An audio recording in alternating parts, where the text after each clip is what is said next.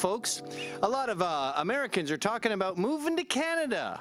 If Trump gets in power, if Trump becomes a president, they're gone. They're going up north. And I call BS on that. I don't see it happening. But on the off chance some of them are being honest, I'd like to tell you a little bit about our fair land so you can figure it out, okay? Let's start here where my elbow is, okay? All of this stuff here, this is the East Coast. I have nothing to tell you about the East Coast. No one's ever really been around there. That's founded by Scots, Nova Scotia, right? New Scotland. And they used to have cod as a big thing to fish. But the cod disappeared. We don't know if the environmentalists were right or what happened there, but the whole East Coast here, the whole East Coast, no jobs, pretty rough. That's why the Trailer Park Boys is so funny. That goes on near Halifax there. Now, the other funny thing about the East Coast is the Underground Railroad ended there. So there's a little bit of racial tension there. In fact, they used to have a place called Africaville, right, where the Underground Railroad ended up. And that was not a real Underground Railroad, by the way. So yeah, a lot of fishing done. If you call, like say you're on welfare in Canada and you call them up, then you'll be talking to a Newfie. We used to make fun of them.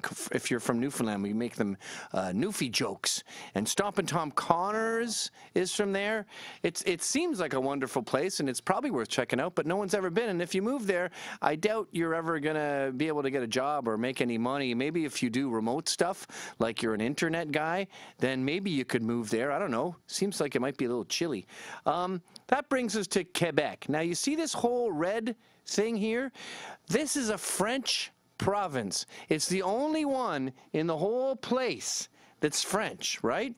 But they blew up a bunch of guys in the 70s and they said, you better take us French seriously. So now everyone who works for the government or any kind of job like that, all here, if you're on a plane here, you got to speak French.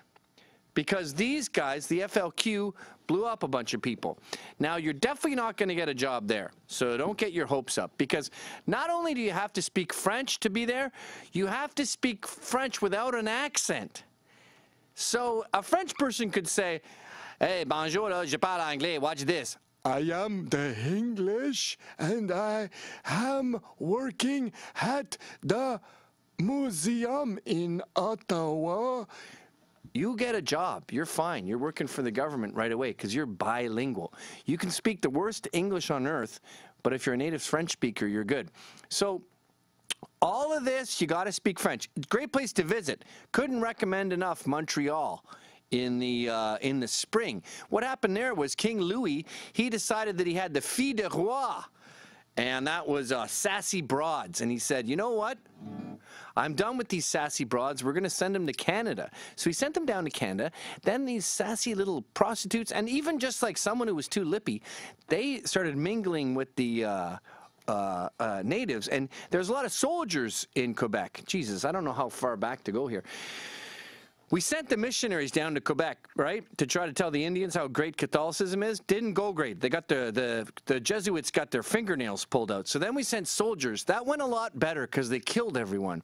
But the soldiers needed dates. That's when the Filles de Roi come in, the women of the king, and then they start all mixing with the Indians, and you make a special breed of chick that's like a sassy French brought in an Indian. So they got the eyes like this, and then the big lips. Oh my God, I'm telling you. Just going chick watching in Quebec is one of the best things you can ever do. But you're not going to live there, all right? So just to recap here, we got the East Coast. No one's ever been. It's crazy there. There'll be storms. I heard of a guy there. He had a shark on his street. A shark washed up on his street during a storm. Anyway, and then Quebec, that's all French, which brings us down to Ontario.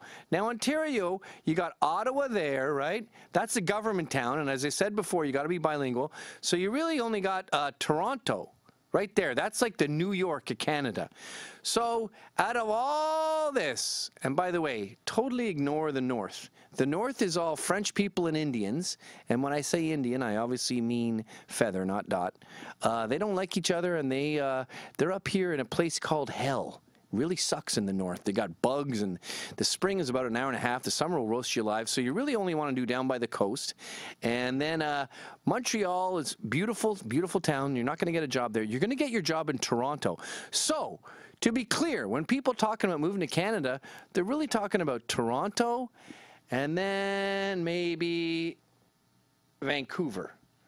They're not talking about any of this. And this is the problem with immigration in general. They always say, it's a big land. They can take tons of people. They can go up here and Ukta-Yuktuk and in the Northwest Territories and Yukon and all this stuff.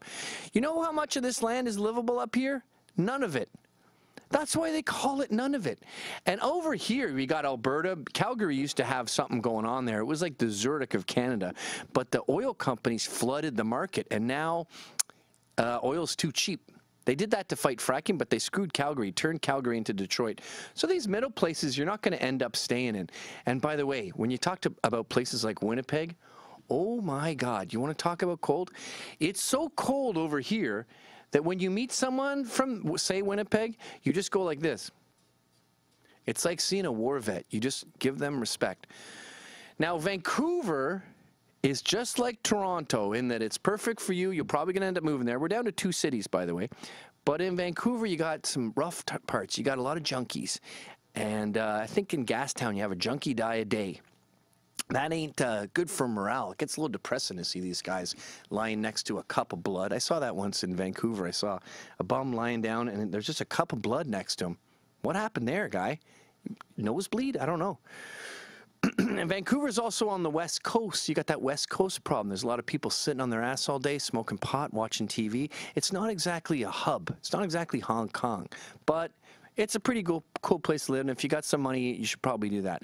So we got Vancouver and Toronto, the only 2 cities you're thinking of living in, and you got to get sponsored. Okay, you need a business to make sure you're going to go there. In other words, you're not going to move to Canada, so stop your lying. Thanks for watching. Click here to never miss a Rebel update. Want even more of the Rebel? Well, click here to become a premium member.